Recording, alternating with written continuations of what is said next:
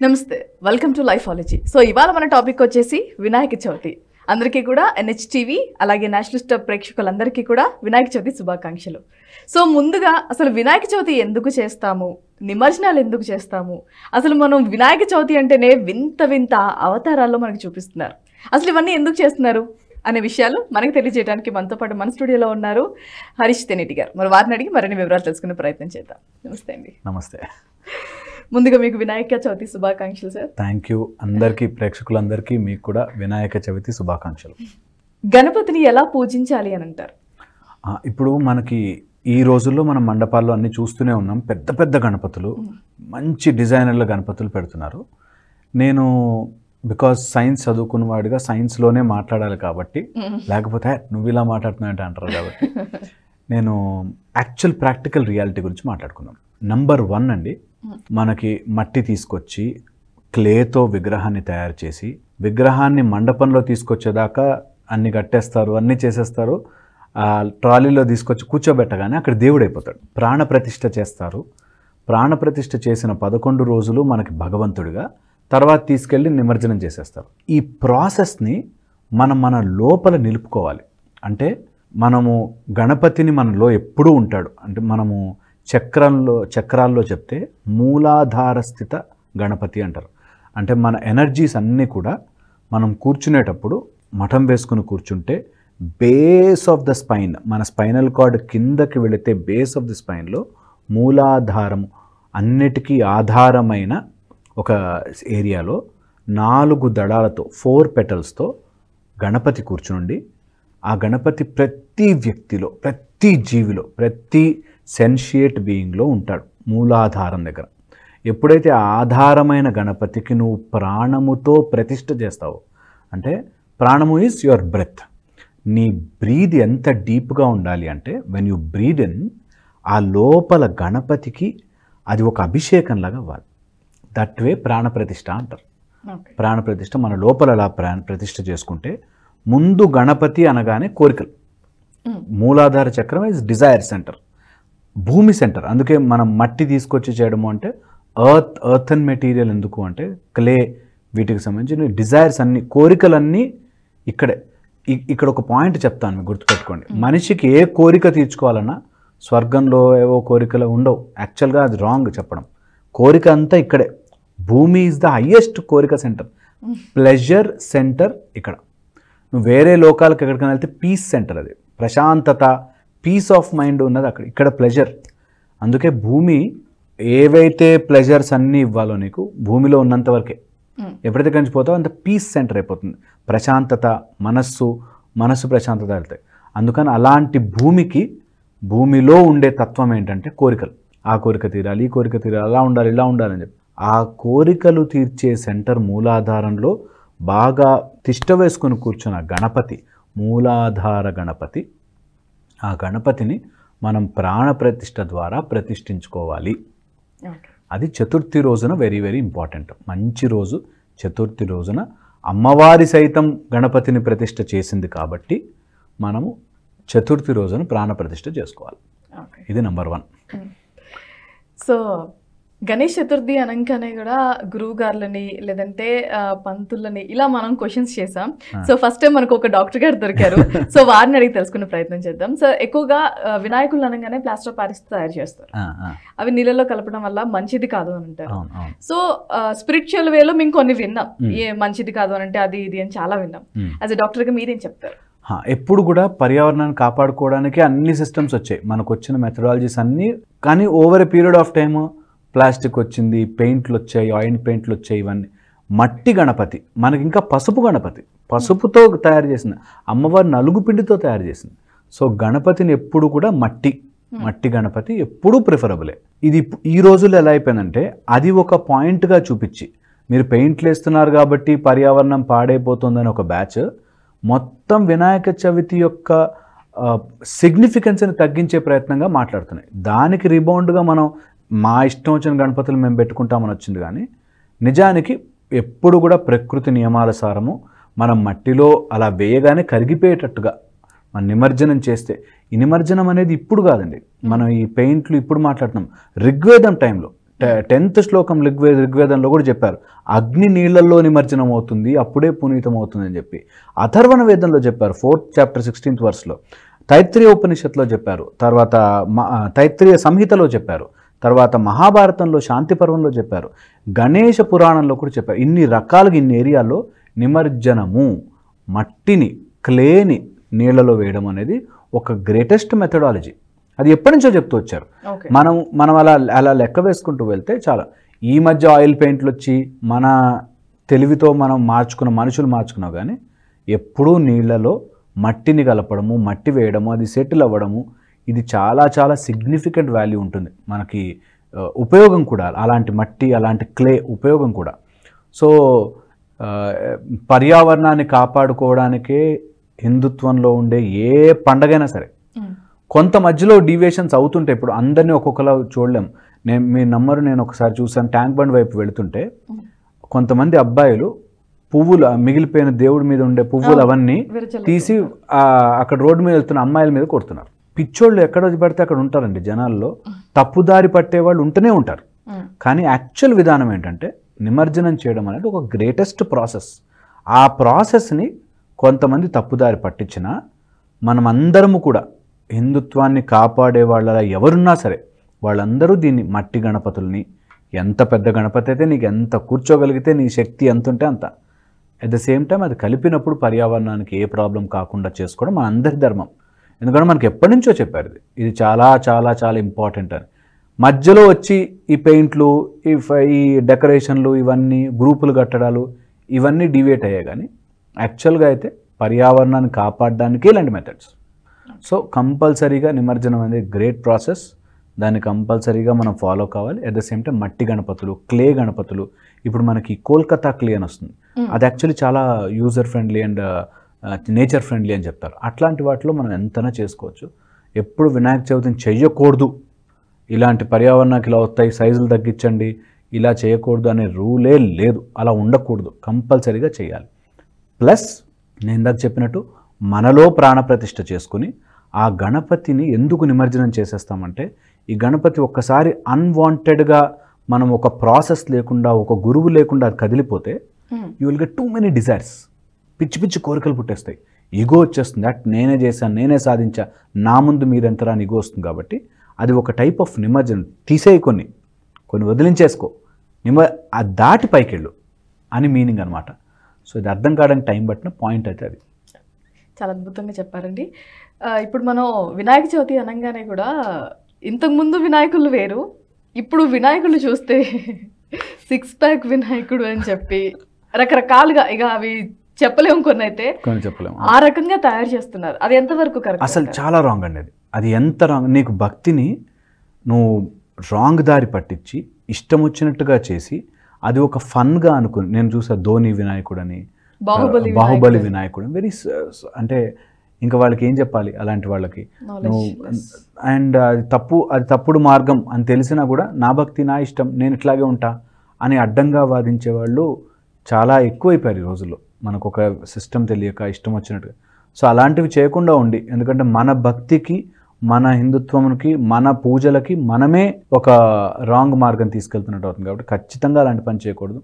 And ఇలాంటి పందిళ్ళు పెట్టినప్పుడు సినిమా పాటలు, బూతు పాటలు, పిచ్చి పాటలు అవన్నీ స్టేజ్ల మీద ప్లే చేసి అలా చేయకుండా ఈ 11 రోజులు అద్భుతమైన దీక్షాకాలము అన్న విషయం అర్థం చేసుకుని కంపల్సరీగా అందరూ ఏదో ఒక రూపంలో గణపతిని ధ్యానం చేయాలి. ఈ 11 రోజులు ధ్యానము దీక్షగా చేయండి. నేను మయూర రంజక గణపతి స్టార్ట్ చేస్తాను రేపు. నేను 11 రోజులు ధ్యానంలో ఉంటాను, దీక్షలో ఉంటాను. అలాగా కంపల్సరీగా చేయండి. ఎంతో కొంత, ఎంత వస్తే అంత, గణపతి గురించి మీకు ఎంత తెలిస్తే అంత. మీ లోపలే ఉన్నాడు ఆ గణపతిని నేను మేల్కొల్పాలి ప్రాపర్ వేలో. అండ్ అది గనక మనకు తెలిస్తే, ఓన్లీ బై ప్రాణంతో నువ్వు ప్రాణప్రతిష్ఠ చేసుకోగలిగితే నీకు రూపాయి ఖర్చు లేదు బయట. You just have to breathe in deep. నీ లోపల ఉండే మూలాధారం దగ్గర ఉండే గణపతి ఏంటి నీ ప్రాబ్లం అని కళ్ళు తెరిచి చూడగలిగితే నీ ప్రాబ్లం సాల్వ్ అవుతాయి అన్న విషయం తెలుసుకుని అందరూ దాన్ని మననం చేయగలిగితే చాలా చాలా చాలా చాలా బాగుంటుంది. దీన్ని 1893లో బాల్ గంగాధర్ తిలక్ ఒక మూమెంట్గా స్టార్ట్ చేసింది. ఇప్పటికి మనం ఫాలో అవుతున్నామంటే దీన్ని అంత పవిత్రంగా మెయింటైన్ చేసుకుంటూ వచ్చాం. ఈ మధ్యలో వచ్చిన వాళ్ళు కొంతమంది తెలియక వాళ్ళు తప్పుదారి పట్టిస్తారు, కానీ అట్లాంటివి చేయకూడదు. అలాంటివి ఎవరు చేసినా అక్కడ ఉండే పెద్దలు దాన్ని లేదు, మన ధర్మాన్ని మనం ప్రాపర్గా తీసుకెళ్ళాలి, మనం ఎవరో వేలు పెట్టి చూపించే స్టేజ్కి మనం వెళ్ళకూడదు అనే దానికి మనం రెడీగా ఉండాలన్నమాట. డాక్టర్ గారు, మామూలుగా ఎలా ఉంటుందంటే ఇప్పుడు ప్రతి పండుగ కూడా మనం ఇంట్లో చేసుకుంటాం. వరలక్ష్మి వ్రతం కావచ్చు, ఇంకేమైనా సరే పూజలు ఏమైనా ఉంటే ఇంట్లో చేసుకుంటాం. కేవలం గణేష్ చతుర్థికి మాత్రమే మండపాలు ఎందుకు వేస్తారు, అక్కడ పెట్టి ఎందుకు పూజిస్తారు?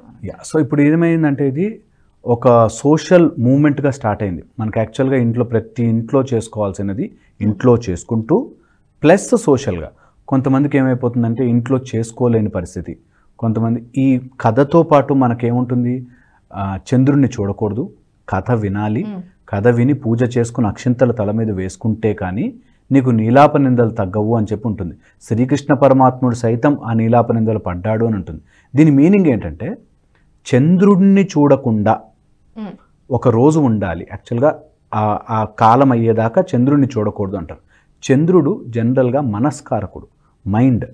ఆ మైండ్కి కారణమైన చంద్రుడిని చూడకుండా అంటే ఆ కోరికలకు టూ మచ్ ఆఫ్ కోరికలు, టూ మచ్ ఆఫ్. ఇప్పుడు చూడండి, మీరు తల ఎత్తి చూడండి, ప్రతి సొసైటీలో ఉన్న ప్రాబ్లమ్స్ అన్నీ మైండ్ రిలేటెడ్ ప్రాబ్లమ్సే. Depression, dullness, mood disorders, suicidal tendencies, attention deficit, ఇట్లా లిస్ట్, ఆటిజం, ఇట్లా లిస్ట్ ఆఫ్ డిజార్డర్స్ అన్నీ మనసుకు సంబంధించింది. ఈ మనసన్నిటికీ కారణమైన మనఃకారకుడుగా మనం చెప్పేది చంద్రుడు. చంద్రుడిని చూడకూడదు అంటే నువ్వు టూ మచ్ ఆఫ్ నీ కోరికల్లోకి వెళ్ళిపోయి ఉంటే ఆ కోరికలు నీకు నీలాప నిందలు తెస్తాయి, నీకు చాలా కష్టాలు తీసుకొస్తాయి. అందుకని టూ మచ్ కోరికల్లోకి వెళ్ళకరా బాబు అని చెప్పడానికి ఇది. కొంతమంది ఇంట్లో చేసుకోలేని వాళ్ళకి ఇలా ఒక 10 మంది గుమిగూడి గణపతిని చేసుకుని అనే ఒక ప్రాసెస్ స్టార్ట్ అయింది. దీంతోపాటు ఫ్రీడమ్ టైంలో, ఫ్రీడమ్ మూమెంట్లో బాలగంగాధర్ తిలక్ చేసిన ఒక method. At the same time మనకి గ్రూపులుగా చేసినప్పుడు కొంతమంది చేసుకోలేని వాళ్ళు ఉంటారు, కొంతమంది పువర్ హౌజెస్లో ఉంటారు, కొంతమంది కమ్యూనిటీలో చేసుకోలేని వాళ్ళు ఉంటారు, వాళ్ళకి ఆ వ్రత కథ చదవడం రాదు. ఒక పంతులు గారు వచ్చి, పురోహితుడు అంటే పురము యొక్క హితము కోరువాడు. జనరల్గా పురము యొక్క హితం అంటే బాగుండాలిరా, అంత మంచి జరగాలి, యాని కానిచ పాపాని, నువ్వు ఏమన్నా తెలియక తప్పులు చేస్తుంటే అన్ని పాపాలు పోవాలి, హ్యాపీగా ఉండాలి అని పురము యొక్క హితం కోరేవాడు. వాళ్ళకి యాక్చువల్గా సబ్జెక్టు విద్య కూడా రావాల్సిన పని లేదు. వాడు చేసిన పొద్దునే గాయత్రి మంత్రం చెప్పుకోవడం, అందరు బాగుండాలి, అందరు వాళ్ళకి వస్తే భిక్ష వేస్తారు. యాక్చువల్గా ప్రాసెస్ అది. కానీ ఇప్పుడు అఫ్కోర్స్ మారింది, కానీ యాక్చువల్గా అది పురము యొక్క హితము కోరే ఒక బ్యాచ్ ఉండి వాళ్ళు ఎంతసేపు బాగుండాలి, ఇల్లు బాగుండాలి, అంతా బాగుండాలి, శాంతి జరగాలి. అలా ఒక పురోహితుడు వచ్చి ఆ పురము యొక్క హితము కోరుకుని పూజ చేసి వ్రత కథ చెప్పి గణపతిని ప్రతిష్ఠ చేసి వ్రత కథ చెప్పి అందరికీ మంచి జరగాలి, ఈ కోరికల వలయంలో పడి పడి పడి మానసిక రుగ్మతాలకు వెళ్లకుండా, ఆ చందమామని ఆ రోజు చూడకుండా ఉండాలి అనే ఒక మెకానిజంని ఇలా కమ్యూనిటీల వైజ్గా చేస్తారు. At the same time unity కూడా ఉంటుంది. ఎంతమంది కలిసి ఆ 11 రోజులు గణపతిని పెట్టడానికి పిల్లలైతే ఎంత ఎంజాయ్ చేస్తారు. అందరు కలిసి వెళ్ళడము, నిమజ్జనం చేయడము, ఒక కమ్యూనిటీ యూనిటీ తీసుకొస్తుంది. అలాగా అన్ని రకాలుగాను ఇది చాలా ఉపయోగపడుతుంది. అందుకే పందిళ్ళు పెట్టి చేస్తారనమాట. గణేష్ నిమజ్జనం అనగానే కూడా అల్లరి చేయాలి, డాన్సులు పెట్టుకొని ఎగరాలి, రోడ్ల మీద హంగామా చేయాలి, అందరం సేమ్ బట్టలు వేసుకోవాలి అనేది ఒకటి అలా ముద్ర పడిపోయిందండి. అసలు నిమజ్జనం ఎందుకు చేస్తారు అని అంటారు? నేను చెప్పినట్టుగా ఒక ఆవాహన, ప్రాణప్రతిష్ఠ చేసి ఆవాహన చేసిన ఏ దేవత అయినా సరే మళ్ళీ అలాగే when you invoke you have to regress it, మెల్లగా వెనక్కి జరిపేసేయాలి. లేదు అంటే అక్కడ ఎప్పుడైతే మనం ప్రాణప్రతిష్ఠ చేసి గణపతి అలా పెట్టామో రోజు ధూపదీప నైవేద్యాలు అవ్వాలి. ఎప్పటికీ అవ్వలేదు కాబట్టి ఒకరు 10 రోజులు ఉంటుంది ఆ ఇంట్రెస్ట్. 11వ రోజు నుంచి ఎప్పుడు మీకు ఒక క్లాసికల్ ఎగ్జాంపుల్ చెప్తాను. లైన్లో వెంకటేశ్వర స్వామి కానీ ఏదైనా పెద్ద టెంపుల్స్కి వెళ్తే ఆ లైన్లో ఇట్లా కొట్టుకుంటుంటారు, తోస్తుంటారు. ఒక 15 నిమిషాలు అక్కడ కూర్చోబెట్టాలి వాడిని. 15 నిమిషాల తర్వాత ఎప్పుడు పంపిస్తారో బాబు అని చూస్తారు. ఏది వెంకటేశ్వర స్వామి మూర్తి ఎదురుగుండా ఉంటుంది. ఆ ఆవేశమే, ఆ ఫస్ట్ తోసుకుని ఇంకా నేను ఒక్కనే మహాభక్తుని, మిగతా వాడంతా భక్తులే కాదు వచ్చి అన్నట్టుగా తోసుకుని వెళ్తారు. కరెక్ట్గా ఒక 20 నిమిషాలు వదిలేయాలి అక్కడ లోపల. తర్వాత ఇంక ఇప్పుడు ప్రసాదం ఎప్పుడు పెడతారని తిరుగుతుంటారు. సో పాయింట్ ఏంటంటే మనకు ఆ ఇంట్రెస్ట్ పోతుంది, స్లోగా ఎక్కువసేపు నిలపలేము. అది ఓన్లీ బయట చూపించుకోవడానికి ఆవేశం, కానీ నిజంగా నిలపలేము. కాబట్టి 11 రోజులు తర్వాత స్లోగా ఇంట్రెస్ట్ తగ్గిపోతుంది కాబట్టి నెంబర్ 1. సెకండ్ వచ్చేసి ఆవాహన చేసిన ప్రతి దేవతని మనం రిగ్రెస్ ఇప్పుడు కాదు, అగ్నిని నీళ్లలో చేసిన ఇమర్స్ చేసిన రోజులు ఉన్నాయి. సో అలాని కంపల్సరీగా ఆవాహన చేసిన దేవతని యథాస్థానం పంపించాలి. ఇదొక లెక్క. దెన్ మనము ఈ రోజుల్లో చూసుకుంటే మనం ప్రాణప్రతిష్ఠ చేసిన దేవతని కానీ ఆ క్లేని కానీ అందులోపల మనం దేవుని ఊహించుకున్నాం కాబట్టి అది ఇష్టం వచ్చినట్టుగా డిస్కార్డ్ అయిపోయి డిస్మాంటిల్ చేస్తే బాగుండదు కాబట్టి నీళ్ళలో వేయడం అనేది ప్రాసెస్. సో ఇది ఎక్స్టర్నల్గా బయటకి. ఇంకా చాలా రీజన్స్ ఉండుంటాయి, కొంతమంది చెప్తుంటారు. నేను చెప్పే మెథడాలజీ ఏంటంటే నీ లోపల నువ్వు ఎంతసేపు భగవంతుడికి కూడా అంటుకోకూడదు. ఒక స్టేజ్ వచ్చాక నీకు తల్లిదండ్రులను వదిలేస్తావు, నీ పిల్లని వదిలేస్తావు, నీ డబ్బులన్నీ ఇక్కడ ఉండిపోతాయి, నువ్వు దాటి వెళ్ళాలి పైకి. ఒక స్టేజ్ వచ్చాక మీరు భక్తి మార్గంలో చూస్తే భగవంతుడు అనే కాన్సెప్ట్ కూడా ఉండదు, దేవుడున్నాడు అనే కాన్సెప్ట్ కూడా వదిలి పైకి వెళ్తావు. That is how you evolve as a. మనకి ఎలా చెప్పారు చిన్నప్పటి నుంచి కూడా, నువ్వు ఫస్ట్లో ఒకవేళ క్యాల్కులేట్ చేయాలంటే 2+2 అంటే 2 in the mind 2 in the hand అని లెక్క పెట్టుకునేవారు పిల్లలు ఉన్నప్పుడు. దాని తర్వాత పేపర్ పెన్తో రాసుకోవచ్చు, క్యాలిక్యులేటర్ వాడచ్చు. ఒక స్టేజ్ వచ్చాక అవసరం ఉండదు, 2+2 అంటే 4 అని చెప్పేస్తాం డైరెక్ట్గా. అలాగా నువ్వు స్టేజ్ దాటేంత వరకే భగవంతుడి యొక్క సాయం. ఆ స్టేజ్ దాటి వెళ్ళిపోయాక నీకు భగవంతుడు ఈ రూపంలో ఉంటాడు, ఇలా కనిపిస్తాడు అని ఉండదు. It is universal everywhere. ఆ స్టేజ్ వచ్చేంత వరకే ఇది. అందుకని నువ్వు ఒక స్టేజ్ వచ్చాక దేవుణ్ణి కూడా వదిలిపెట్టి ముందుకెళ్ళాలిరా. అప్పుడే నీకు తెలుస్తుంది ఆ దేవుడు అనే కాన్సెప్ట్కి నువ్వు అంటుకోకు, అప్పుడే తెలుస్తుంది. అలా భగవంతుణ్ణి కూడా నువ్వు నిమజ్జనం చేసేసి ఇన్ని రోజులు నా దగ్గర ఉన్నావు హ్యాపీ, మళ్ళీ నేను వచ్చే సంవత్సరం పిలుస్తానని చెప్పి నిమజ్జనం చేయడం. మన లోపల కూడా అంతే, కోరికలు కోరికలు కోరికలు తీరాలి తీరాలి తీరాలి. ఆ 4 దళాల అలా మూలాధార చక్రం అట్లా కదలగానే అనుకోకుండా కోరికలు తీరుతాయి. ఇల్లులు కట్టేసుకుంటారు, కార్లు కొనేసుకుంటారు, కోరిక అయిపోయింది. వెంటనే అది వదిలి నెక్స్ట్ స్టేజ్కి వెళ్ళిపోవాలి.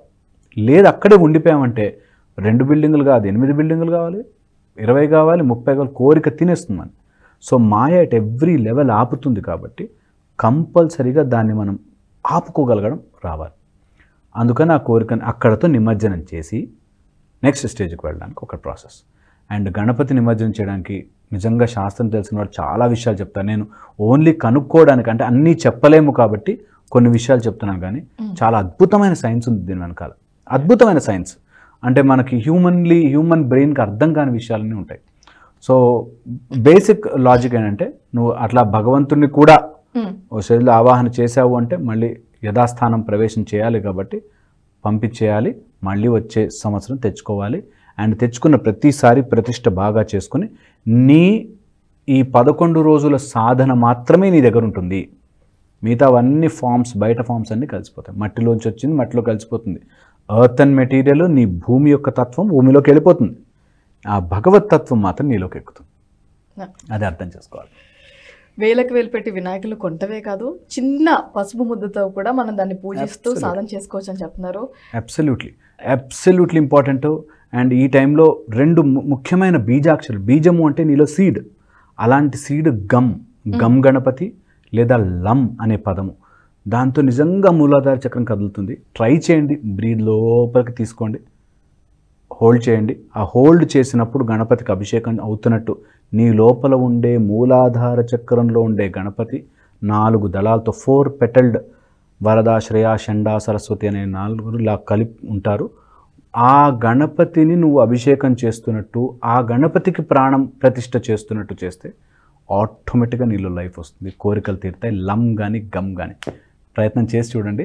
ఈ 11 రోజుల సాధన మనిషిని మార్చేస్తుంది. థ్యాంక్ యూ సో మచ్ గురువు గారు. అయ్యో లేదు, యాజ్ ఎ డాక్టర్గా నిజంగా చెప్తున్నాను, సైకలాజికల్ ప్రాబ్లమ్స్ అన్నీ వాడు కూర్చుని చేయలేడు. మీరు గమనించి చూడండి. ఇదే సేమ్ డిప్రెషన్ ఉన్న వాళ్ళకి, ADHD ఉన్న వాళ్ళకి, లేకపోతే ఇంకోళ్ళకి చెప్పండి, చేయలేడు కూర్చుని. వాడికి ఏవో కోరికలు వస్తున్నాయి, just because that Ganapati is not activated.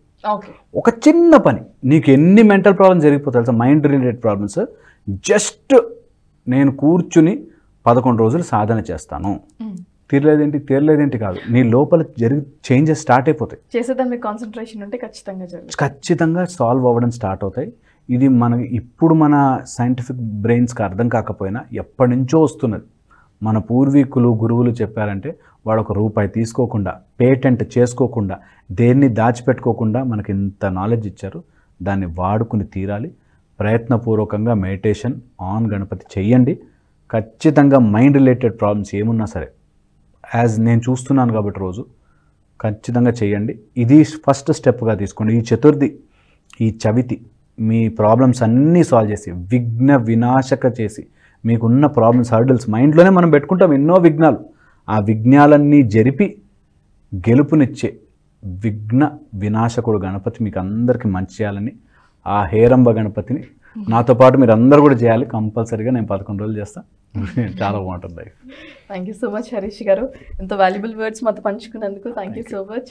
So చూసారు కదండి, ఇది వాళ్ళ ఎపిసోడ్. మళ్ళీ ఎపిసోడ్తో మళ్ళీ మీ ముందుకు వస్తాం. Keep watching NHTV. నమస్తే. ఈ వీడియో మీకు నచ్చినట్టయితే లైక్ చేయండి, 10 మందికి షేర్ చేయండి. అలాగే కామెంట్ల రూపంలో మీ అభిప్రాయాలను మాతో పంచుకోండి. Nationalist hub group of channels ను సబ్స్క్రైబ్ చేసుకుని తెలుగునాట జాతీయవాద జర్నలిజాన్ని ప్రోత్సహించండి. ఈ వీడియో కింద ఉన్న బెల్ ఐకాన్ పై క్లిక్ చేయడం మర్చిపోవద్దు.